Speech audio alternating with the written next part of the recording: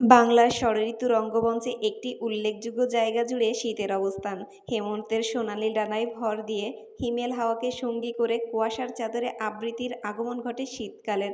আর শীতের আগুন পোহানোর সাথে যদি হয় বেল পোড়ানো, তাহলে তো কোনো কথাই নেই। আসসালামু আলাইকুম। আজ শীতের আগুনের বেল পোড়ানোর গল্প বলবো।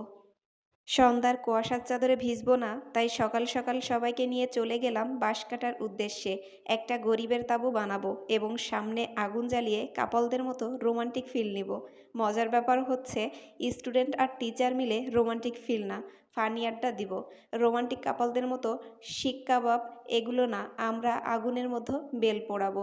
ফিরে যাব সেই 90 দশকের শৈশবে। হারিয়ে যেতে চাই কিছুটা সময় সেই চিরচেনা প্রকৃতির কোলে বেড়ে ওঠা শৈশবে। আর কথা না বাড়িয়ে চলে যাব গরিবের সেই শৈশবে, যেখানে শীতের আগুন জ্বালিয়ে আগুন পোহানোর সাথে বেল পুড়িয়ে খাওয়া হতো। সবাই মিলে কাজে লেগে গেলাম। সিমেন্টের বস্তা দিয়ে তাঁবু তৈরি করে ফেললাম। চারপাশে সুন্দর করে বেঁধে নিলাম। সবাই দুষ্টু মিষ্টি আড্ডা দিল তাঁবুর মধ্যে। বাচ্চারা খুব মজা করতেছিল তাঁবুর মধ্যে বসে। রাতে আগুন জ্বালানোর জন্য জ্বালানি গুছিয়ে রেখে দিলাম রাতের জন্য। অপেক্ষায় রইলাম রাতে। রাত হলো, সবাই শৈশবে ফিরে গেলাম। জ্বালানির মধ্যে আগুন ধরাইলাম। খুব মজা হচ্ছিল আগুন ধরানো দেখে। দাউ দাউ করে আগুন জ্বলে ওঠা দেখে খুব মনে পড়ছিল শৈশবের দিনগুলির কথা। কতই না মজা করেছি শৈশবের দিনগুলিতে। সবার অপেক্ষা শেষ। সবাই বেল পেড়ে নিয়ে আসছে। এখন সেই বেল আগুনের মধ্যে দিব। বেলগুলো ছিল কাঁচা এবং মাঝারি সাইজের। বেল সবসময় হালকা পাকা হলে সেটা বেশি মজা হয়। তবুও কাঁচা বেল অনেক মজা লাগে আগুনে পুড়িয়ে খেলে। বেল পোড়াইতে দিয়ে সবাই আগুনের আলোতে মজা করতে রইল। নাচ গান হাসি আনন্দ আর উল্লাসে মেতে উঠল। সবাইকে মজা করতে দেখে আমার ভীষণ ভালো লাগছিল।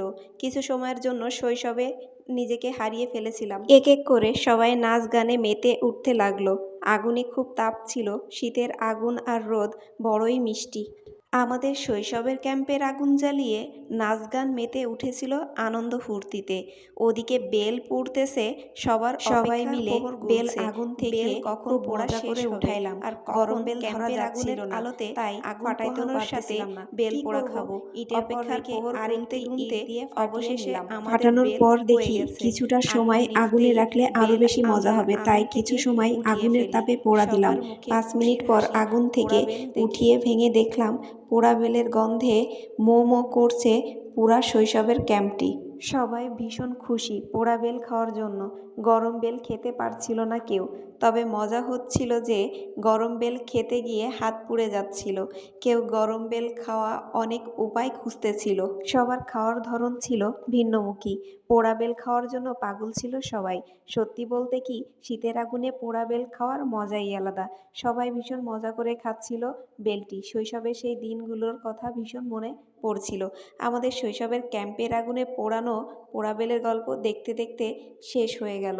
ভিডিওটি ভালো লাগলে ভিডিওর শেষে আমাদের পেজে একটি লাইক, কমেন্ট এবং ফলো দিয়ে রাখবেন। ধন্যবাদ সবাইকে।